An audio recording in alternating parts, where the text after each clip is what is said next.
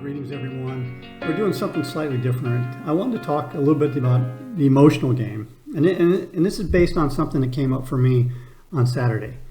My wife and daughter are in Japan for until August 1st. So I have nothing better to do on a Saturday night than do what? Well, what you do, you look at the NASDAQ. And I drag out a monthly chart and a quarterly chart and a yearly chart. I say, geez, this market looks like it's got nowhere to go but up. Then I get the weekly. Yeah, it's kind of, slowing down. And I get the daily and say, okay, now we're in daily congestion. Lower prices perhaps. And in my mind, it becomes very clear that weaker, then stronger. And as I let that percolate in my mind now, I wake up this morning with this idea, okay, how am I going to trade this? What am I going to do? How much am I going to make? And I realize I've gone from formulating a Drummond geometry thesis about what to anticipate in the market to being caught up in the mind and greed and fear and anticipation of a different sort. And what I realized was, anticipation has another side to it. Or rather, synonymous with anticipation, I can use the word expectation.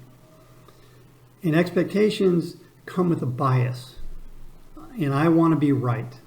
And where does that creep in? Well, my ego creeps in and says, I want to be right. Which tends to make us do what? It tends to make me what? Hold on to a trade that's not working out because I want to be right. And by God, the market's wrong and I'm right. So there are these little things going on. And I noticed that this morning and I thought, okay, this is an opportunity for me to do what? Get out of my head. So what I'm suggesting is we need awareness. And with awareness, then we have control. And sometimes that control is exercised as not doing anything at all. Sitting on my hands, sitting on my cushion, and letting the thoughts come, letting the thoughts go, and let them pass until I feel like that energy is gone from me.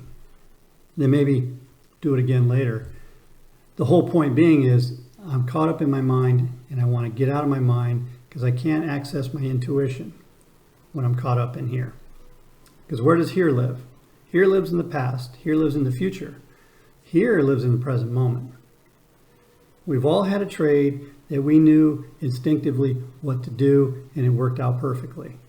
Do you think that was mind-based? Or was it intuition-based? So my suggestion is, with awareness, find out when you're in a state of fear, the fear of missing out, or maybe the greed glands are pumping and you're anticipating how much money you're going to make. Realize you're caught up in the emotional game and you have a bias, and that bias has an ego attachment, and you'd like to be right. You may be right, but you may not. And what it does, though, is that bias and that attachment keeps us from taking action when we should. Fight, flight, or freeze, we talk about in the Drummond psychology stuff. Another thing that I want to dispel, and this is just my opinion, is that using a simulated account, so I'm aware that, I'm in a state of agitation or anticipation or it's not healthy mindset. So I'll just trade my sim account. Well, let's say I placed the trade and I'm right. Now I kick myself for not being in my real account and making money. Or let's say I placed a trade and yep, I was wrong. Well, that's not good because that undermines my confidence in making the right decision next time, or trusting myself to make the right decision next time. So sim accounts are useful. I don't think they're useful in lieu of an actual trade when you're not in the right mindset to do it. So, screw it, I'll just trade my sim account and see what happens. I don't think that helps. Your call, of course. So let me wrap this up. Be aware of when you're in a state of agitation. You're not in a state of ease. There are 1,000 ways to get out of that state. Meditate, exercise, paint, music, you name it. I'm sure you have a way of doing it. I know you've experienced that intuitive state where you chose something that was perfect and there was no emotion tied to it. That's what we're after, what they call the flow state nowadays. So I hope this is helpful. I hope you can take these tools and put them to use, because don't let the market run you.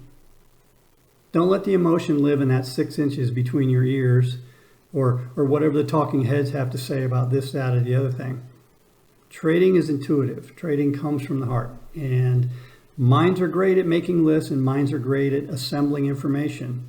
But hearts make better decisions than minds, hands down.